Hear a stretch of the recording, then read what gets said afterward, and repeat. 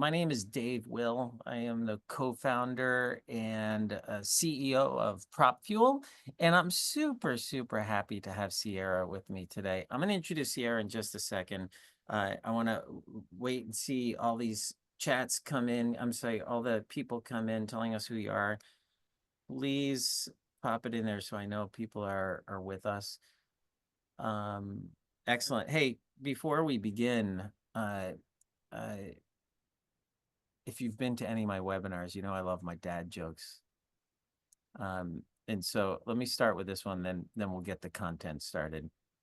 I heard that sandwich sales are up in the capital of India. I guess there's a New Delhi. New Delhi. New Delhi, India. Is that the capital of India? I hope it is. All right. Today we have with us Sierra Johnson. Sierra, thank you so much for doing this. Here's what there's two things I want to say about people like you, Sierra, that come and join us in this thing. You take time out of your job to put this deck together with us.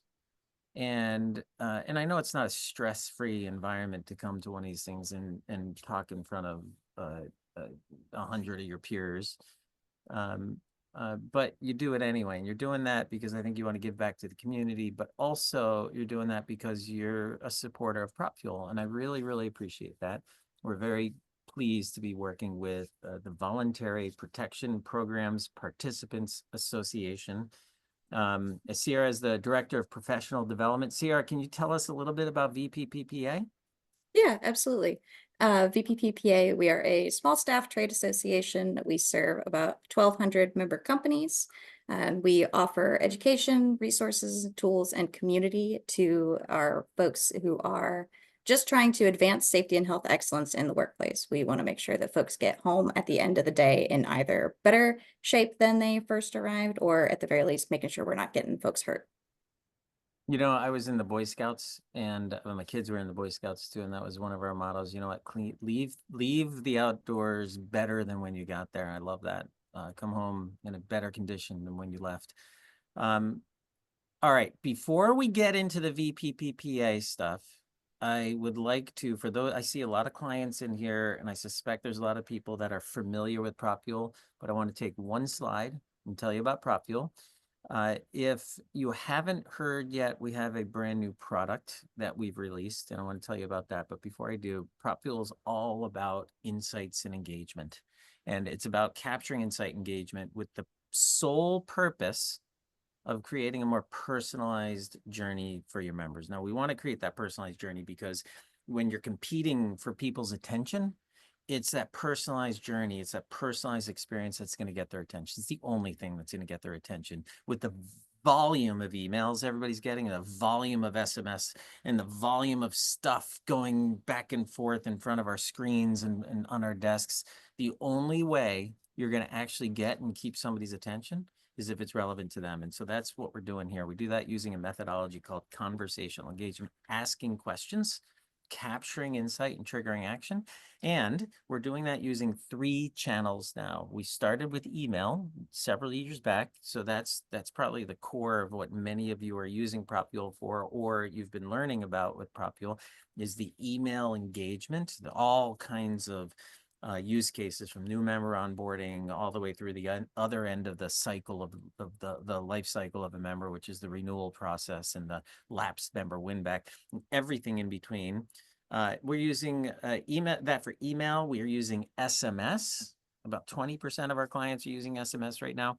And we just released in January website engagement. So now you can get an instance of PropFuel that not only does the email engagement, the SMS engagement, but also asks questions directly on your website to create a personalized journey on your website. So it's not just a generic pamphlet for the world to see.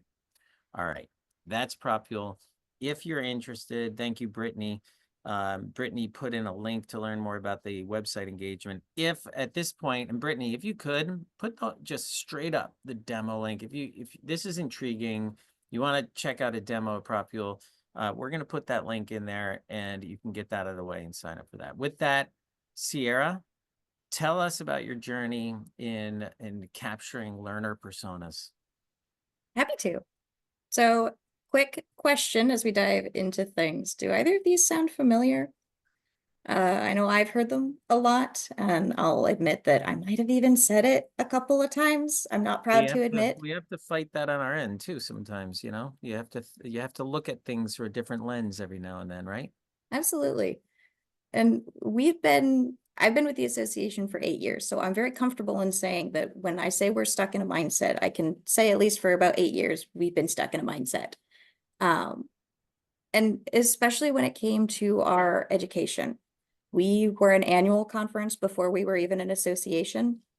So that is just part of our organizational DNA. That's the thing that our volunteer leaders are particularly passionate about. That's the thing that we used to kind of define ourselves by, was our annual conference. And we've always done it that way.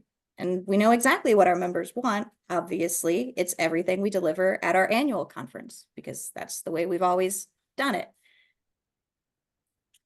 Recently, as part of our strategic planning, though, we wanted to explore that, to test these two kinds of theories. And do we actually know what our members want? And then does that line up with what we've always done? Spoiler alert, no and no. But in the course of that kind of initial exploratory journey, we learned a couple of unfortunate truths.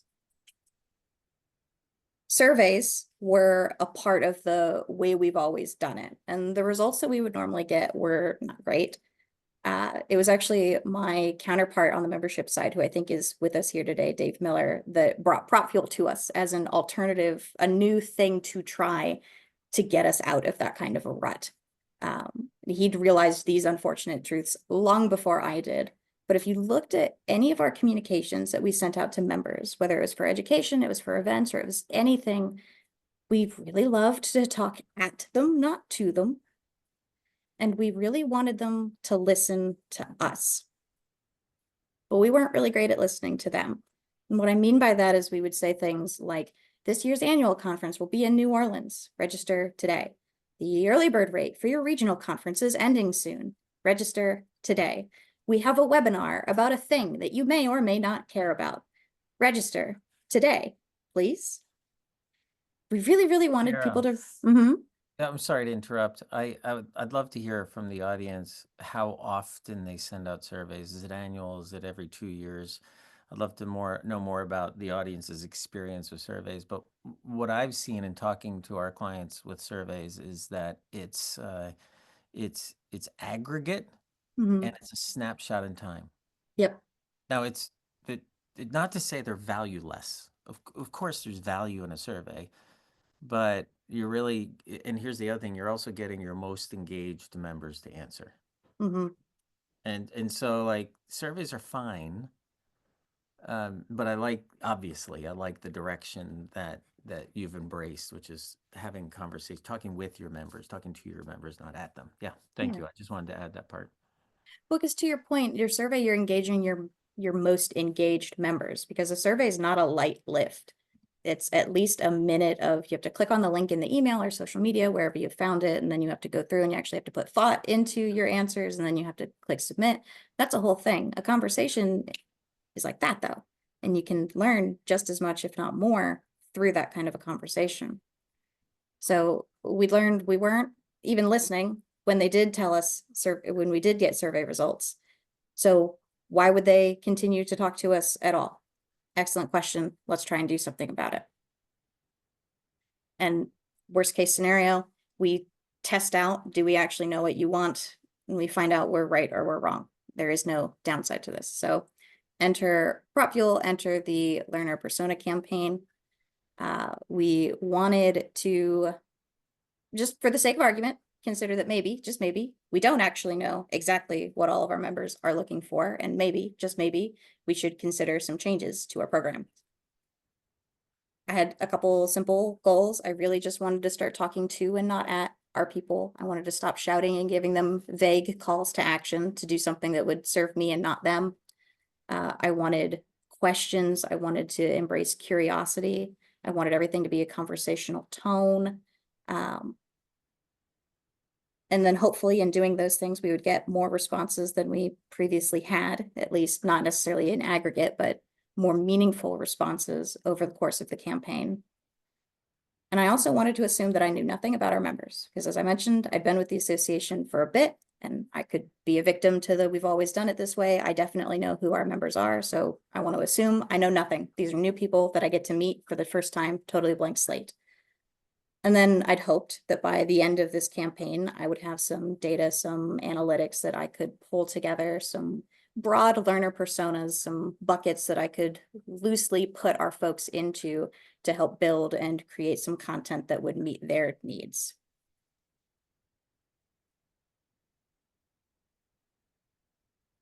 What that looked like was a simple campaign. This was one of our first few campaigns in PropFuel. So I think if I had to do this again today, I would do it differently, but that's the beautiful thing about continuing to learn.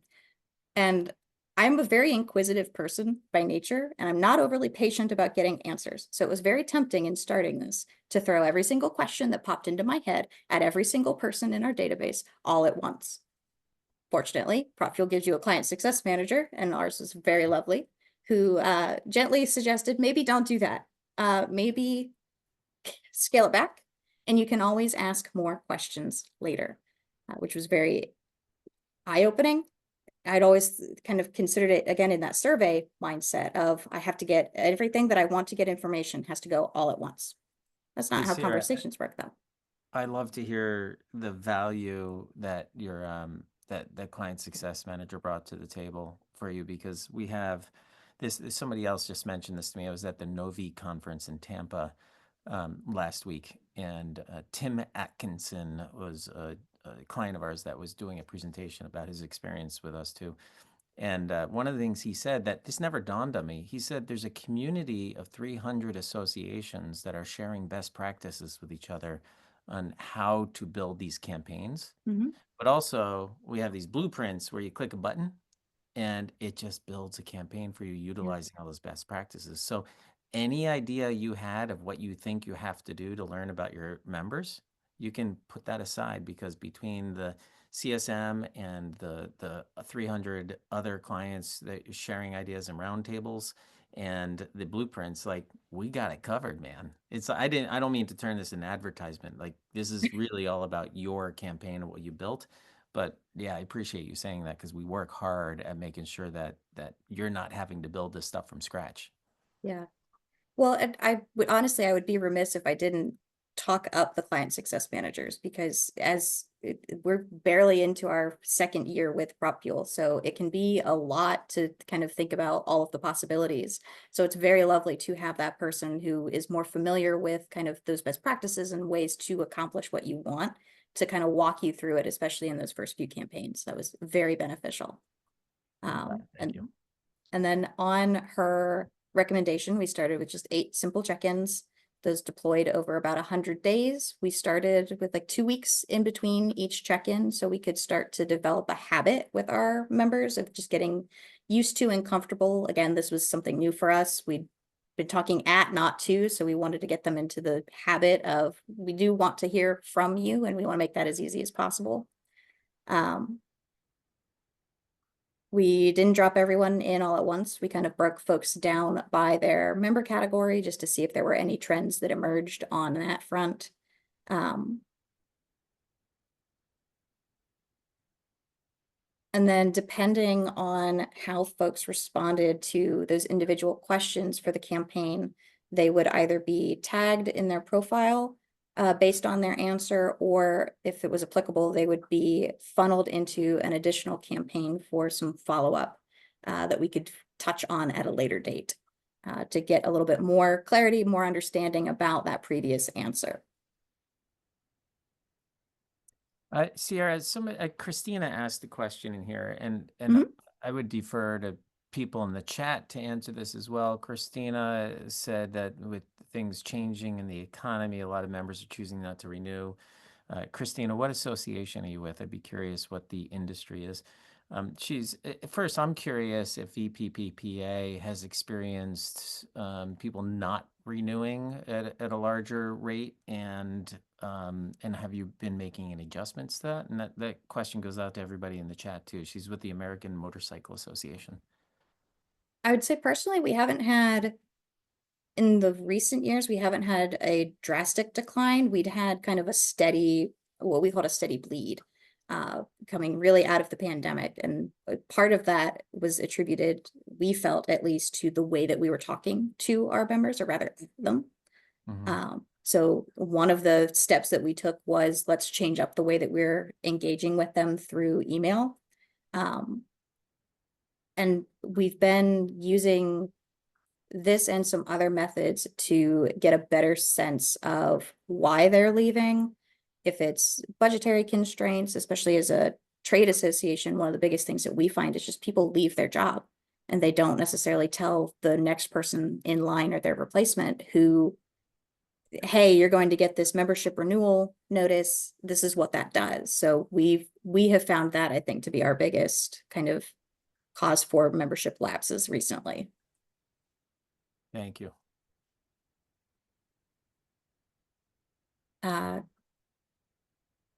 Sorry. But getting back into just a couple of examples of what I say, quick, short, conversational, the email copy on these was nothing to write home about. It really was just, hey, quick question for you, just popping into the inbox and then letting the question itself kind of stand for itself. And again, assuming nothing about our demographics that I knew previously, really starting from scratch. So where are you in your current role? And then what are you going to find most beneficial to you in your career? And that something else option was my best friend, because if they clicked something else, it took them to an open response. They could give me more information. And it was so fascinating. It was almost always something that I never would have thought of to include as an option. It let me learn a little bit more about our folks, especially on that first question about their current role. I learned, 22% said something else. So 22% of our members did not fall into any of the demographics that I had kind of thought up off the top of my head, which was fascinating. I got to learn we have micro segments that are more macro than I thought they were.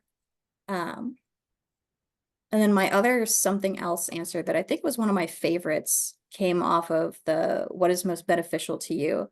And someone said with their whole heart, a big pay raise and more vacation time would be most beneficial to them in their career. And honestly, yeah, I feel that. And admittedly, I'm not necessarily able to help them achieve that in my current capacity. But I really loved that they shared that with me, that they felt comfortable enough to just put that in there. It felt like an actual face-to-face conversation that I would have with someone. But then on the flip side of that, one of the other something else's that we got was someone would find great benefit from a retirement plan. And that is something that I'm a little bit better equipped to help them with. And that's never something that I would have thought to ask. So that's something to file away and think, okay, there's another conversation we can have about that, because I bet they're not the only one. They just happen to be the only one that offered it at this time. Hey, Sierra, Mhm. going back to that just for a second. Sure. One of the things that I commented about surveys is they're aggregate in data, right? Like, Mhm. and you can use, of course, PropFuel to capture aggregate data. But I think one of the values of PropFuel, and I hope I'm not cornering you, I don't mean to lead you down a path that where you're not, maybe that wasn't the purpose of this campaign. But when somebody answers this, we know exactly who answered. And in Mhm. many cases, we're writing that back to, I think you're using MemberClicks. We're writing that back to MemberClicks. And based on how they answer a particular question, it might lead them down something of value to Mhm. them. Uh, did you create individual journeys for people based on how they answered, and are you capturing this data or any of this data in the contact record in MemberClicks? Yeah, we are. Admittedly, with this being our first kind of foray into it, we were still predominantly using it to just, I want numbers, I want to get a sense of like where our Yeah. folks are. But where applicable, like on the current role, we certainly wrote that back into our database. And then for what would be most beneficial to you, those kinds of questions, those put people into branching campaigns to talk a little bit more about, okay, you said you're really interested in a career mentor. We don't currently have a career mentor program, but that's one of the things that we're interested in building. So I've funneled those folks into a campaign that's less focused on, hey, here are career mentorship opportunities for you. And I was more focused on, what do you want to see in this? Let's build this in the way that you are going to utilize it most, since we are building it from the ground up with these people in mind. Amazing. Great. I'm really glad I didn't corner you there.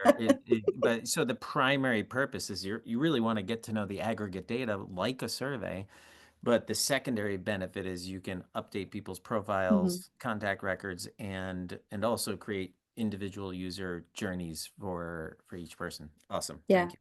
Yeah. Over the course of this, our mindset and my mindset kind of shifted from really focusing on, I just want to see numbers. I want to see kind of generally where people are, kind of like a survey, but in a different form, and really transitioned over to, I want to talk to people. I want to learn more about them on an individual level and see where I can help guide and kind of what they're interested in. Um, Can you answer a question just popped up? sure. Can you speak more clearly? I can answer this or you can answer it, but why don't you do it since this is about you? Can you speak more clearly on what the campaign consists of? Emails, surveys, mixture of both? How to keep micro interactions dynamic yet detailed? I guess that's another question. How do you keep micro interactions dynamic yet detailed? Um, Yeah. yeah, go ahead, all yours. So our campaign was entirely email based. And it was, I say it was email based, but again, the body text for the emails that we used for this first go around was really sparse. It was really just a vehicle to get into someone's inbox. And then the meat of it was the individual check-in, the individual question. So asking, where are you in your current, or what best describes your current role? What best describes your current industry? How many conferences do you attend in a year? Doing those kind of single question individual touch points was really the meat of the format for this one. So can you go back one slide? I mean, I keep pulling you back out of this slide. We are going to You're get fine. to this. Um, so what you're looking at here, uh, forgive me if I'm saying your name wrong, Ikem, um, is the email. Like Mhm, this is an email that you're looking at. Now, in many, many cases, the prompt, which is, hey there, quick question for you, is a little bit longer.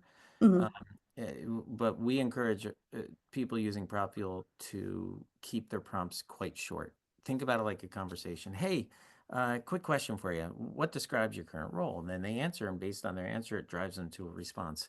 Now, it might be another question. So this is the email. The information is captured right there on the email. And then what happens when they answer the question depends on how that campaign is set up. It might send an alert. It might write something back to your database. Mhm. It might send them an actual content email. It might lead them to another question. It might lead them to a landing page. It might lead them to something on your website. So there, or any collection of those things. And so this is really designed to be more of a journey, an experience than a survey. So it's almost like marketing automation and a survey tool met and had a baby. That's kind of what's happening with PropFuel here. So I hope that was helpful. All right, now we can hit that next slide. Well, the next slide's not overly important. I just wanted to very quickly kind of compare performance for our experiences with a kind of other, like, use, again, thinking of it as a survey tool at first. Um, it smashed all of the previous kind of data points. When we surveyed our broad membership, if we got anywhere near 100 responses, that was amazing. That was a clear success, which is not good data. Um, in particular, that 12% engagement rate was over the course of those 8 questions. 12% of those 6,000 people answered at least one of those. So 720-ish folks answered at least something. They chose to share one piece of themselves with us, which I found very valuable. And again, this was kind of our first go around with this. Then getting into what we learned, looking at our data, we didn't know what our members wanted. we had internally been talking about, well, let's add more conferences into our calendar. Our people like conferences. And that was almost immediately scrapped, or at least tempered, by the results from that first question here on the left.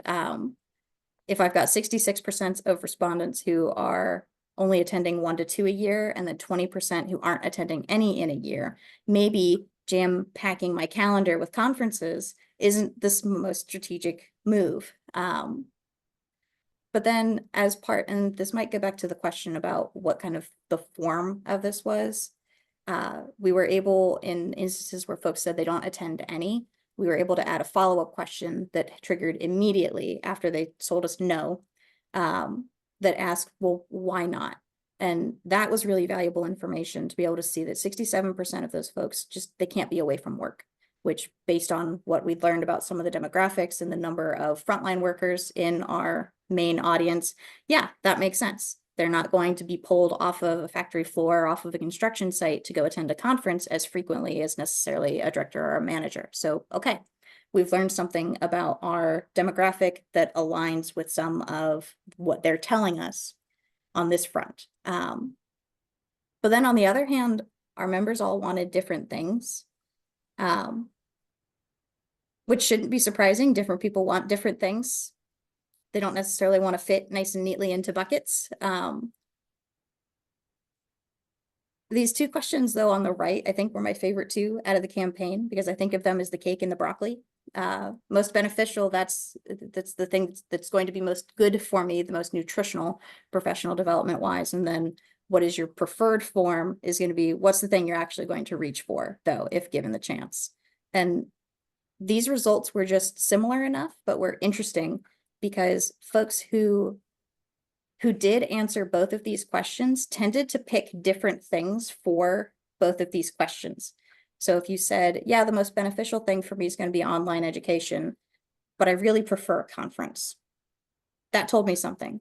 That's the way that we market to those people should be a little different, because if a conference is your cake, I want to tell you about the frosting. I want to tell you about how much fun and how many experiences you're going to have while you're also learning. Versus if you tell me that a conference is your broccoli, here's the educational opportunities, here's what you're going to get out of it, here's the nutritional value to you of that professional development.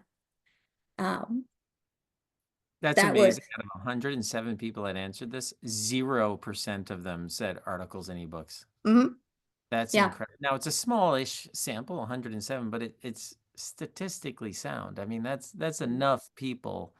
That's incredible. yeah. It really helped us, again, as we're thinking about what can we do differently than how we've ever done it before. Where do you prioritize when the whole blue ocean is available to you? Well, if you've got people who said that one island of articles and ebooks isn't where I want to go, okay, maybe we don't build real estate there. I love on the left-hand side, Sierra, not a fan of crowds. Yeah. That's great. You know, the second most popular response for why people are not attending a conference or trade show is really interesting. Too expensive. Mm-hmm. And I found, whether it's renewals or conferences or whatever, too expensive is synonymous with not enough value. Net value. Yeah. Because I mean, those are directly correlated, which translates to either you're not delivering stuff that's valuable to people, or you're not communicating well what value there is by going to the conference. So I think there's a lot to be read into on that one. Yeah, absolutely. Yeah, good luck with that one. It I don't know how to handle that. That was just my observation. Now I step aside. it's been very fun going through this as a process, because I feel like every time I look at it, I find one more little detail that I can dig into. And it's like, well, what does that mean? And you don't necessarily get that in other kinds of situations where something is evergreen in that way. Jackie wants to know if you got rid of all your articles and ebooks. What'd you do about that? It's been a big topic of conversation, because again, we're still fighting well, we've always done it that way. We have to do this. So we're looking at what do we currently offer in that space, and what time, effort, and resources are we dedicating to it, and where would we maybe find more benefit in dedicating that time, effort, and resource. So I can't say that we've totally gotten rid of them, but we are definitely scaling back on them in a lot of ways. Just getting back to our initial goals for the campaign. Talk to, not at members. Okay, check. I did that, I think. Get responses. I did that beyond my wildest dreams. Assume I know nothing about our members. Yeah, confirmed that one. Develop broad learner personas. Well, everyone wants different things. So, well, maybe we'll get back to that. But we wanted to make sure that we were continuing that conversation. We didn't want to lose momentum, especially as people were kind of reaching the end of that initial campaign. So that's where those branch campaigns came in. So if someone said, the most beneficial thing for me right now in my career is going to be a conference, they went into a conference preferences campaign. And that was a lot of the tell me more. And this slide really demonstrates kind of on both the front end on the user interface, but then also on the back end, how you make that happen. So if they say none, they get the tag from their contact record removed within PropFuel. So they're no longer going to get anything that's targeted at someone who prefers a camp or a conference.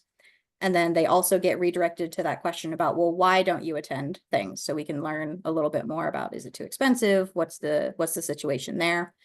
And then conversely, if they said, no, I at least attend one in a year, they get tagged as a conference preference. They got added to the conference preferences campaign, and then they also got added to the upcoming conference promotion campaign. So you have told me you are interested in a thing. Let me show you more about this thing. And this, ICM, is how you create a dynamic yet detailed, I think those are your words, campaign. Like you make it really simple, frictionless for people to participate, but then in the back end, there's a little more intelligence around what's happening when somebody simply clicks a button.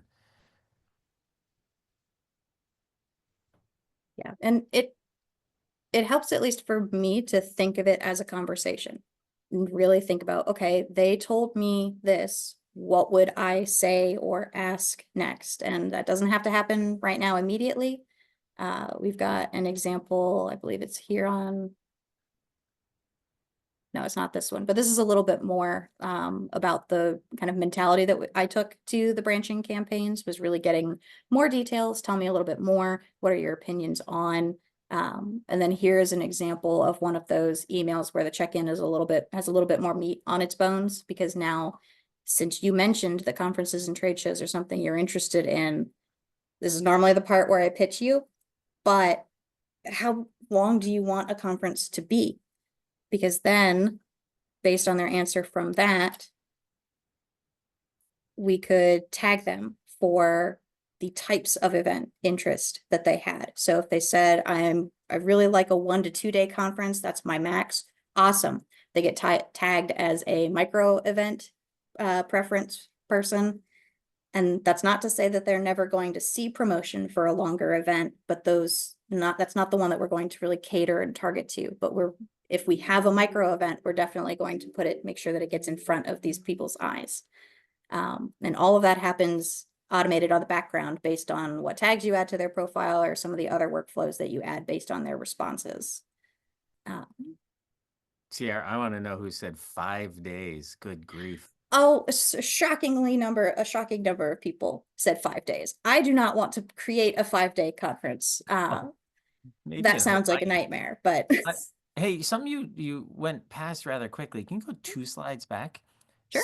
And I don't know, I could just said this, but 63% engagement rate. Now, again, what that means is that somebody answered a question in one of the check-ins in this campaign, but that's incredible. For what was that? Okay. So it was a bunch of emails sent to almost 200 contacts, but 63% of them engaged with you in this. I mean, that is awesome. Well, and this being a branch campaign, right, the way that they entered into it was they'd already answered at least one of those other questions. So we knew they were comfortable sharing something with us. But then it turned out they were actually fairly eager to continue talking to us and to Mhm. have more of that conversation. So it was very fun. Even just looking at the comparison between the open rate and the response rate, having those be that close, I was delighted with it.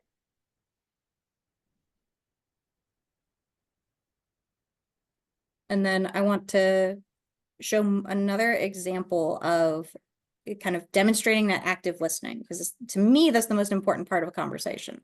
It's all well and good if I ask you, hey, what's your favorite food? You can tell me tacos. And then if I recommend you an Italian restaurant, I didn't listen to you. So I wanted to make sure as we moved our members through this, that they were aware. We're asking questions and we're listening to you. You might not necessarily see the results of that all at once, because I can't tailor every event to meet every attendee's needs, because as we learned, different people want different things. But it's honestly, it's the little touches. So here on the right, you can see one of the questions was, are you anticipating a career change in the near future? And if they said yes, they got added into a different campaign that waited 6 months. And then it just gave them a quick check-in. Hey, you mentioned that you were anticipating this. I wanted to see how that's coming along and let you know that we're here to support you no matter where you are in your career journey. Has your job title changed? And then depending on their answer to this, either it wrote back their new title to their member profile, which was very exciting, or they were removed from the campaign if their plans had changed, or if they were not yet, but hopefully soon, they're still in that campaign. And in another 6 months, they'll get another check-in and we'll see how they're doing.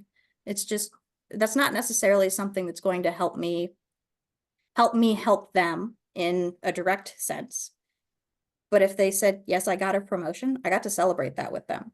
I got to follow up with them in a personal email. I got to talk to them more about what that new role entails. I got to see what kind of skills they're looking to grow and how I can help them kind of fulfill themselves in that new role. None of that would have come from a survey. It would have just been like, oh, okay, X% of people are anticipating a career change. Cool. This puts a personal touch to it, which is very unanticipated at the start, but was very welcome by the end. And then the same thing goes for that question on the left of, okay, you told me you're interested in conferences. How far can you travel for a conference? Because there's nothing worse than you get an email in your inbox and it's like, hey, that's the really cool event that's going to meet all my needs. It's going to, oh, I definitely can't travel because that's in Hawaii. Okay. You could save some of that disappointment and tailor your members' experience by taking, okay, if I know this person can only travel within their state, their profile's been tagged, I'm only going to promote events to them that are within their state. So if the national conference or their regional event isn't in their state, they get put on a do not contact list about it. And they just don't have to see the thing, at least in those tailored messages, for something that is a non-starter for them to attend anyway. Hey, And that Sierra, free. Mhm. I'm sorry. I really don't mean to interrupt you, but there's so many. I just love this conversation, and I love the things you're showing us.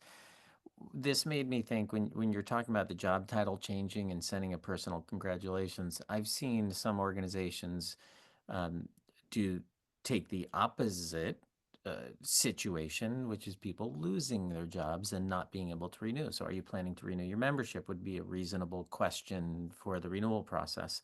Are you Mhm. planning to renew? No. Well, why not? Well, I'm retiring. I'm doing this. I lost my job. So when Mm. somebody clicks I lost my job, it sends an alert to the membership person, and then sends a personal note to that individual saying, is there anything we can do as an association to help you find your next journey? Like it's a very, very Yeah. personal thing to somebody at that point. And what I love about that is it lets technology, AI and automation do what machines can do, and it frees people up now with the machines doing at least a chunk of the work. Now it frees people up to do the people things, and the people Mm. things include empathy, creativity. Like that's what we can use people for now, is the stuff that requires a human empathy to deliver on, and that's compassion. And I have tons of examples of how people have been able to show more compassion to their members because they're using technology to get through all the regular stuff like this. I really love that as a framework of letting technology do what technology does best so that people can do what people do best. I love Yeah. that. There's no reason to be scared of AI. There's plenty of things that I don't want to do on a regular basis. And there's lots of things that I want to do more of. Mhm. And that's what I'm going to use AI for and technology for. And anyway, that's to be honest, that's what Prop Fuel's here for is people in our industry. I would argue people everywhere, but especially in our industry, what I hear often is like, we don't have time and we don't Mhm. have money. Yep. Well, let's free you up with technology and let's make you some money with the automation. Like that's those two things. And I would love to have that discussion with anyone. I bet in just about every scenario, I can show you how you'll make money with technology and you'll free up your calendar if you implement better automation. Yeah, absolutely. It's it's a wonderful it's a wonderful point in our history technologically to be a part of it. It's wonderful. I love it, man. I've dedicated my entire career, the past 25 years of my life have been dedicated to, in lots of different fashions, to utilizing technology to do exactly that, save time and make money. Absolutely. So there's examples of taking the information that you've gathered from people and just listening to them and using that to help kind of tailor their member experience. Um, Checking back in on our goals, you will notice that I still have not actually developed those broad learner personas. And if I'm being really honest, I don't necessarily intend to, because our membership, they don't fit nice and neatly into buckets like I was trying to force them to. And honestly, I don't blame them. A bucket doesn't seem like it would be very comfortable. Um, I love that, Sierra. That's awesome. You're right. They're individuals. they're They're not people, segments, they're individuals. Yes. and at the end of the day, they know better what they need and want than I could guesstimate in making a persona. So a revised goal, not only for the next iteration of these campaigns and everything that we do moving forward, but really a philosophical shift for us has been, rather than trying to force people into buckets, we just want to build pathways that members can explore at their own pace in their own time. They can change direction if they want to. They can go down a path that I don't necessarily think would be applicable to them, but they know what they want and need better than I do. And this, as a tool, has really helped us on the automation side start building those workflows in order to help guide them and help shepherd them through. So you told me you wanted more of this.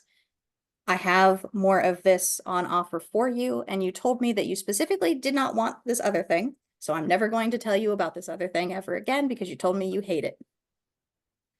Um, it still gives me all of the data that I need to make informed decisions about where to kind of prioritize or where to spend resources, what content we need to build up for our members, what is of interest. It still gives me all those pain point indicators, everything that I need. But instead of me trying to prescribe education to our folks, it frees up the opportunity for them to choose what they are going to most benefit from. Um, and the beautiful thing about it is that it's still part of an ongoing conversation. So every time I ask them a new question about, are you interested in attending this webinar? It's about this thing you said that you were interested in, but maybe this still isn't a good fit. Every time they give me an answer, I'm getting a little bit better at tailoring what specific things they want and need, and then making sure that I'm delivering those and meeting those expectations and those needs instead of just guessing at, well, a construction safety manager with 2 to 3 years experience would probably need this kind of a thing. I can let Alexis pick what Alexis wants, and I can let Gilbert pick what Gilbert wants. And that's been really worthwhile. That's an awesome twist. You're like, hey, come learn how to build broad learner personas. And then at the end, there's a twist. You're like, you're not gonna. You're gonna serve individuals. This is like the Fight Club of webinars. You're at the very end. You're like, oh my God, the guy was never there.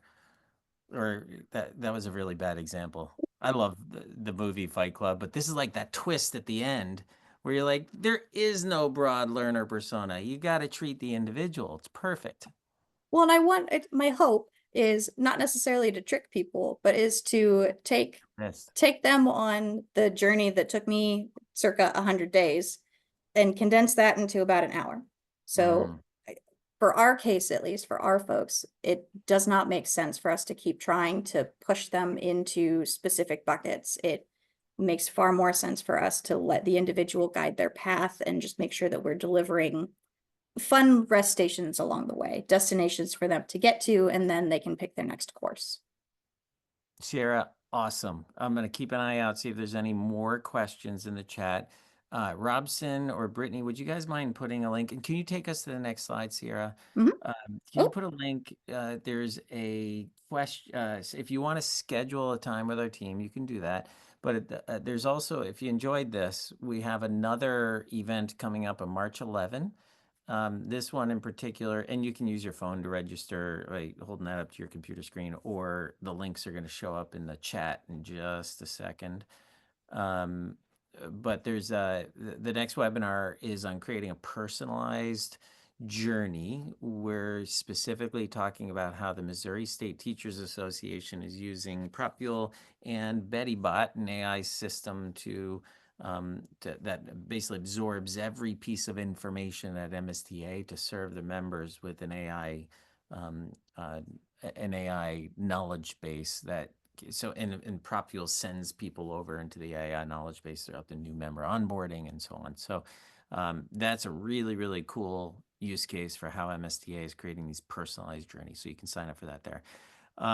The links are in the chat. Sierra, you want to go to the next slide and show people your contact information if anybody wants to reach you? yeah, There it is. absolutely. 3 Ps. Yeah, all three of Sierra, them. thank you so, so much for your time in putting this together and joining us for the last hour. Thank you to everybody who joined us in this event today. We'll see you at the next one. Thank you for having me. Bye, everyone.